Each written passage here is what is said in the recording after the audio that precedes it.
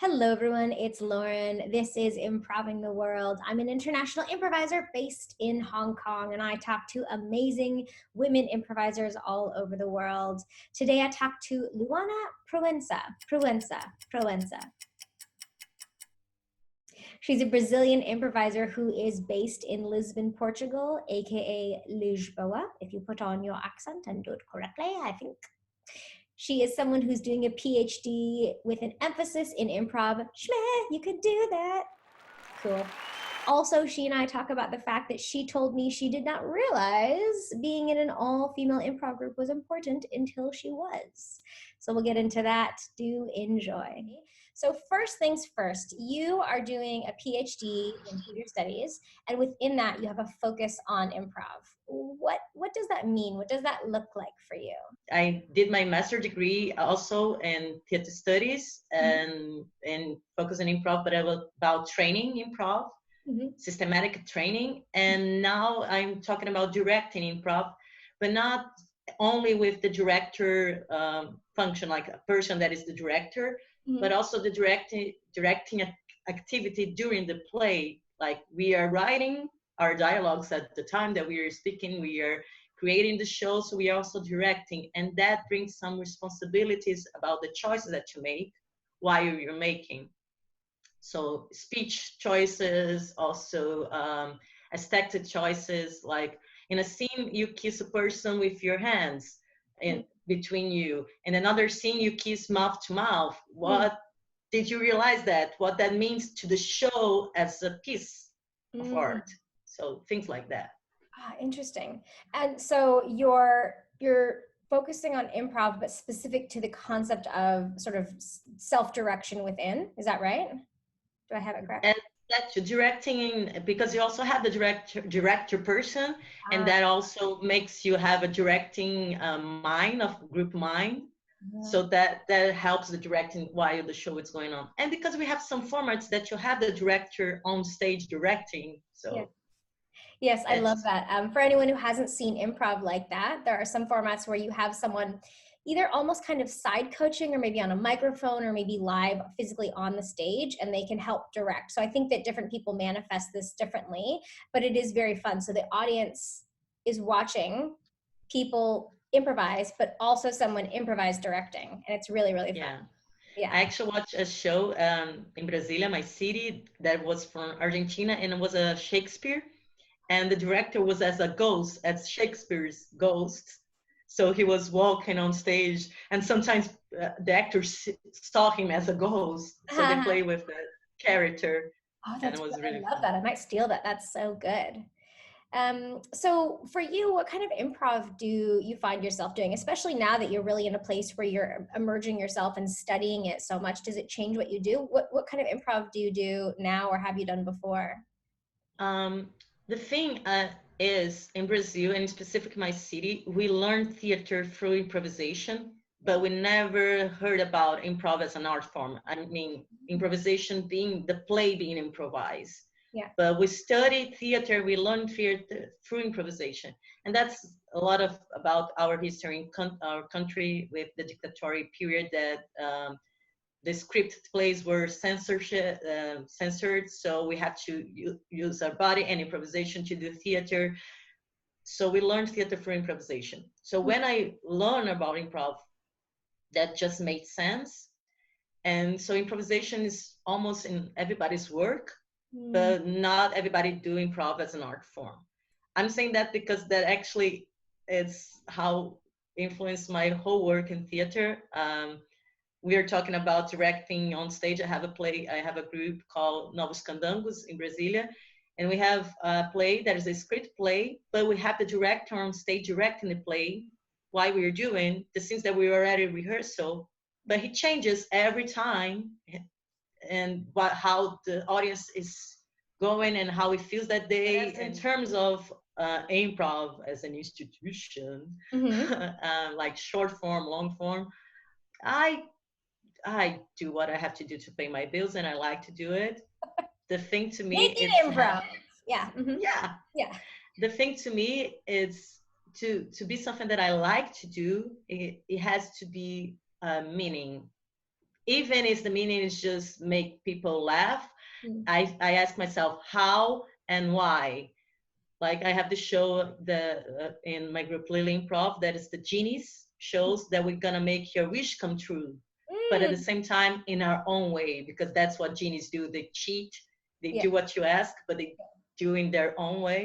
Mm-hmm. And we are just women on stage, so that actually becomes so powerful because people ask a lot of sex things to us because we are a woman on stage, and how we can make people laugh together, make them think like, why did you ask that? Do you really want that? Okay, we're gonna do that, but in Yeah. our own way.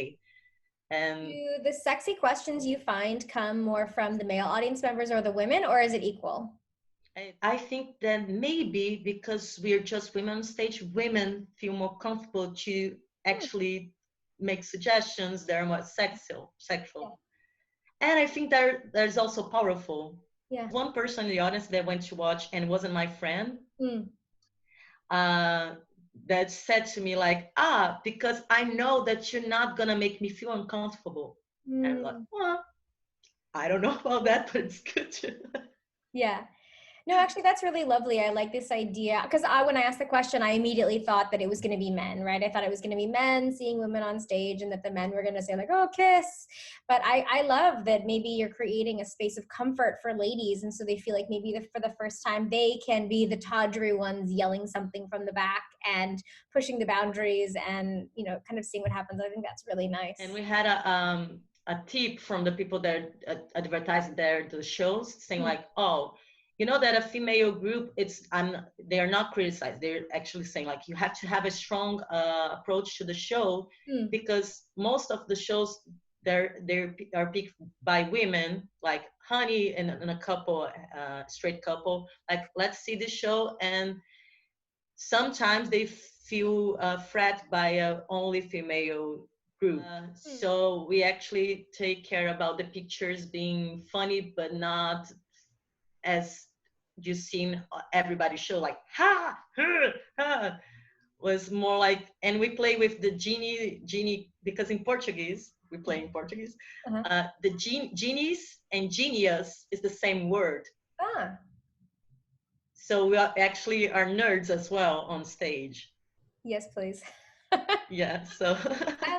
Luana, how did you get to a place where you were in an all-female group? Did you always just improvise with women, or did you decide at a certain point that you wanted to be performing with ladies? How did you come to that? Because not everyone, I mean, one of the things that's interesting about improv, interesting, sad, amazing, potential, I don't know, but there are always in comedy and then in improv, of course, more men, right? So it's interesting that you were able to find all women, but how did you come to that? That was first in Brazil. I used to teach at college in Brazil. Some of the students really fall in love about improv. 3 students came to me like, we want to practice it more. And it was 1 man and 2 women. And we start to practice it. And like a month later, the men got out. So we have 3 of us and 2 other actors that are used to improvise, but will not improvise anymore and want to practice it. Like, can we go to rehearsal? And like, sure. And then we are 5 women practicing, and suddenly we're like, we're all women and just women. That's nice. Yeah. And that was it. We are in a group that just become only women. And how was that different? So I asked this quite specifically as a person who, I've never been in an all-female group. I've known all-female groups, more than one of them. And you were improvising with gentlemen as well before, and then you moved to be with all ladies. Did it feel different? It is different, and you feel different. I think it's different because you feel different. But I'm gonna go to the basic stuff, like if you're gonna do an intimacy scene, you get more comfortable doing as an improvisation piece right away with a women than with a man. Even if it's your best friend that is a man on stage with you, you have that fast thought that sometimes you don't realize, but you have that question that, is that okay? And Mm. it's awesome that you have that question. Okay, Mm. it's awesome that you Yeah. have that Yeah. question right now in these times of the world. That's awesome. Mm-mm. Mm-hmm. Um, but I don't think that with women you have that question. You with women, I think I realized that it is okay. Mm. Like it's almost a feeling, and with women that you never improvised before as well, it's Mm. almost the feeling that I know that she's not gonna hurt me. I Mm. just know, and Mm. that's a kind of secure that it's not blaming men about that. It's how society works. We have that afraid Mm. because of a lot of shit. Mm. Sorry, but it is. Mm-hmm. And that appears on stage. Yeah. And also the freedom of that also appears. We have a sentence in Portuguese, I don't know that you have that in English, like when I'm as a woman, I'm walking on the street and I see other person coming and I realize there is a woman, us both, we are alive. Mm. So I think it's the same thing on stage with improv. Like we Mm. feel more free to do stuff Mm. because that social afraid that we have and Mm. is a true fear Mm. just is not there. Right. And you also have the feeling that the other one knows that too. So Mm. you connect again and again in a lot of layers. So another layer of mutuality. I mean, the thing about improv that's beautiful, and I've said to many people I love, is that you can travel anywhere in the world and we all mostly speak the same language. We're there to make each other look good, support each other, yes and, right? And what I'm hearing from you is that when you have, so we're ladies talking, so we're talking about the same gender. It'd be interesting to talk to guys and see if guys at all feel that there's a difference, right? For them. But it's interesting. So you're saying there's another layer to that onion. And now we Yeah. have another shared piece of the language and understanding of each other that kind of eases and just makes it, more simplistic to be able to get into the content. Yeah. And the thing is, I never knew that I need that Mm. because I realized that I needed Mm. and I need until now, Yeah. until I have it. Ah. Like I wasn't trying to have a female group. Yeah. I also am in a female group now in Portugal, Yeah. but I wasn't trying to have that. But being in a group on only female, I understood my needs because I was more free as a performer, Mm. and I start to know myself better as an artist and as a performer. When I'm playing with only women, I feel more calm Mm. to listen better. Mm. Yeah. And does that for you flow into other things in your life or other improv? So do you find that now that you have an improv group with all ladies, that when you improvise with men, that it's different? Or do you kind of go back to what you were doing before? Or does it change any of the dialogue or monologue that you have, depending if you have one personality or many like me in your head? Does it change the conversations you're having or what you're studying? Or does doing that all female improv flow into other things for you? Yeah, with time, yeah, because we also think like, okay, now I changed. Nah, with time, because we go automatic as well, because it's a routine, and having that start to know you better as an improviser and as an artist, as things that you like and why you like it, that you don't like and why you don't like it. So now their choice is not just taste. Mm. Like people say that you don't argue about taste. Mm. And I have a female teacher that says like, yes, you do, and you argue about that, but not like you shouldn't or you should. That it's why you like it and why you don't like it, because you Mm. have to know yourself and as an artist, Yeah. and why you, and then becomes a choice, and that is power. Yeah. So I think because of that, I am more powerful as an improviser because I Mm. know myself better. Mm. Um, and I think, but that's for the other people to say, Yeah. that because of that, I let people be more free with me. Mm.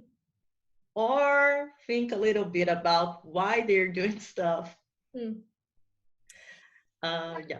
Talk to me about that. I mean, you're alluding to like maybe crossing a line. So I feel like oftentimes some of what we've talked about a little bit is maybe you do improv with people and we touch on subjects that are a bit iffy, or we get into a territory where we're thinking like, should I or shouldn't I, get into this?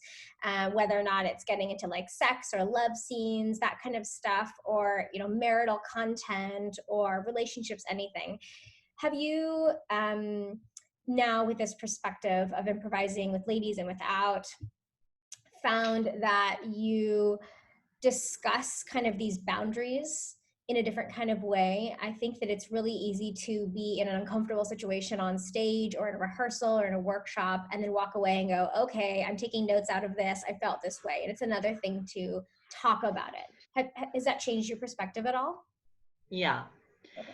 in a lot of ways. First, as you have all the steps of changing, you get angry as well when you change and you realize that why I did that and why people are still doing that, and you get mad.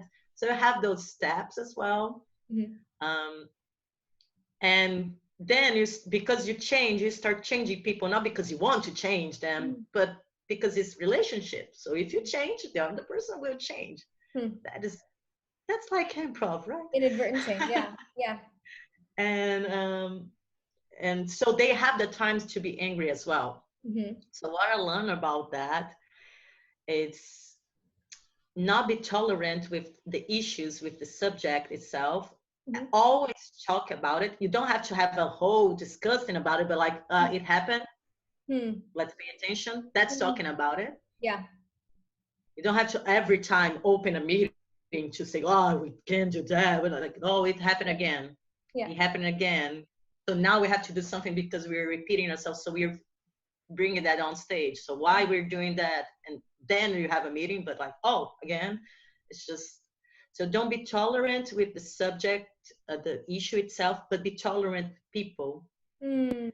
Because that also build trust, and trust is something that you have to build all the time. Yeah. Like, you're not doing something to hurt me, it's trust. That doesn't mean that you didn't, so I have to tell you that you did, so you can have a choice to not do it again and realize that you're doing it. And I don't have to expect that you realize if I don't say to you at the same time.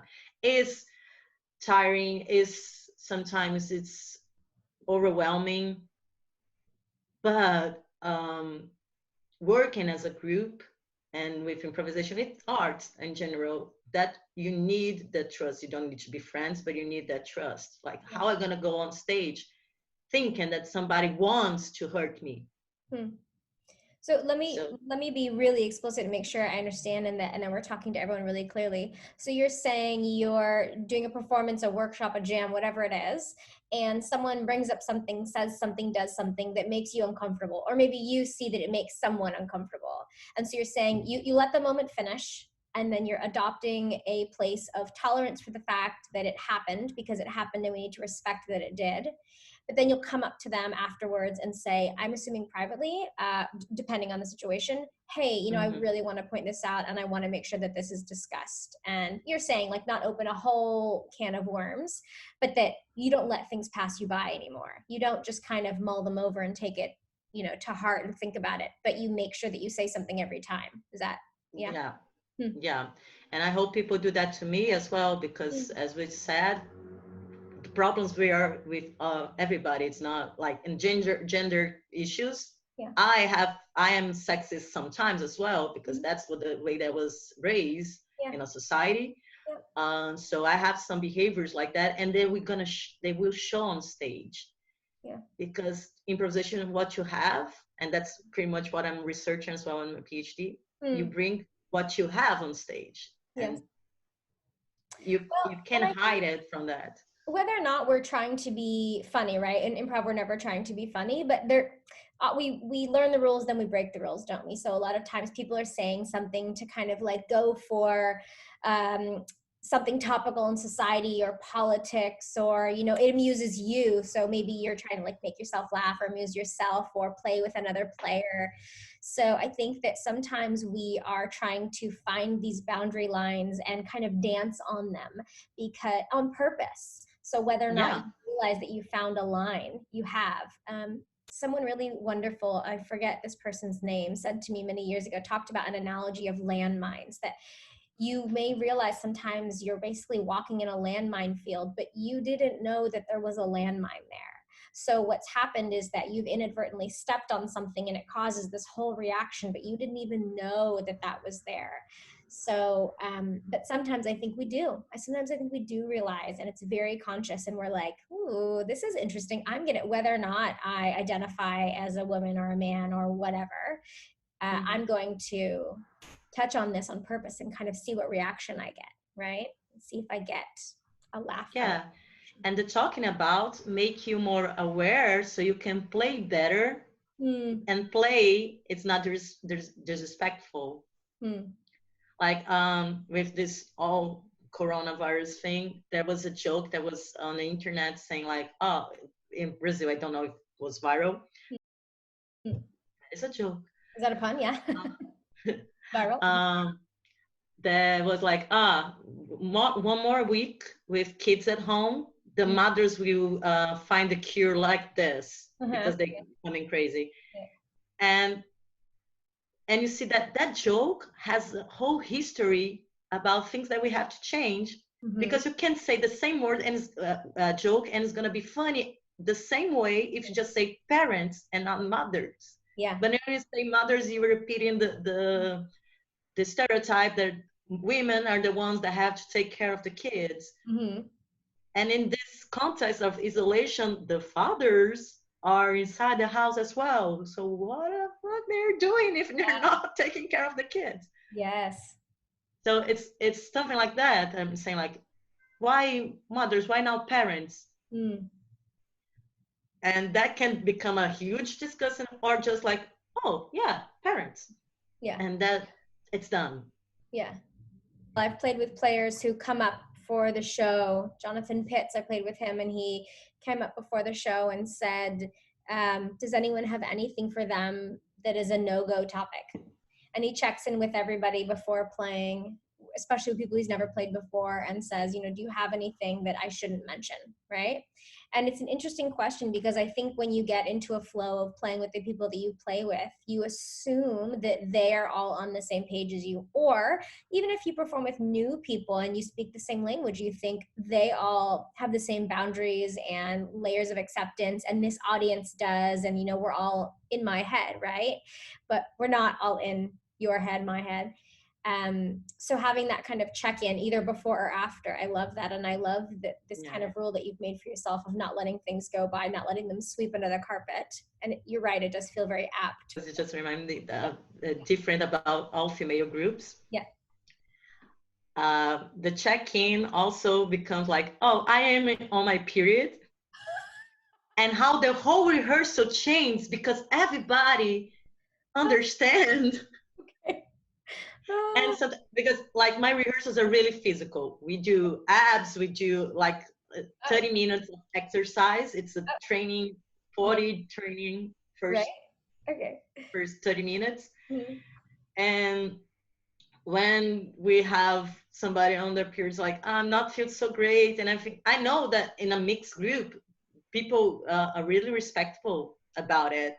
I'm not saying that, but we only female, that's like, oh yeah. No, so let's change a little bit. So we changed the dynamics of the entire training because of one person, but not because it's just because we understand and we don't have to explain to each other what we're doing. We just do it.